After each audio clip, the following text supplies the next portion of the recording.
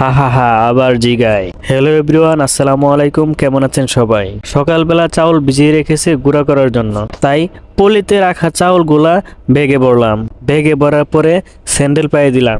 তারপর সাইকেল দিয়ে নিয়ে যাব বলে সাইকেলের কাছে গেলাম। এমন সময় আমার মেয়ে বায়না ধরেছে, তাকেও নিয়ে যেতে হবে।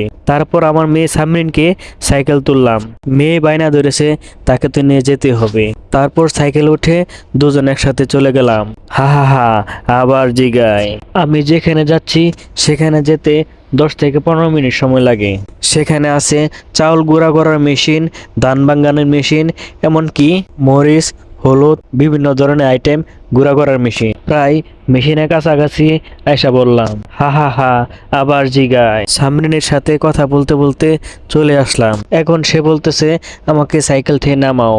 তারপর তাকে সাইকেল থেকে নামালাম। তারপর সাইকেল থেকে চাউলের ব্যাগটা মেশিনের কাছে রাখলাম। তারপর সামরিনকে মেশিনের কাছ থেকে দূরে রেখে ব্যাগটা রেখে চলে আসলাম। তারপর মেশিনের অপারেটরকে খবর দিলাম যে আমার চাউলগুলা গুঁড়া করে দেন। চাউল গুঁড়া করার পরে আবার সামরিনকে নিয়ে চলে আসলাম।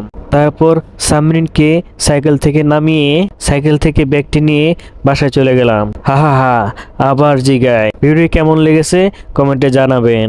আমার পুরো ভিডিও দেখার জন্য আপনাদেরকে অসংখ্য ধন্যবাদ।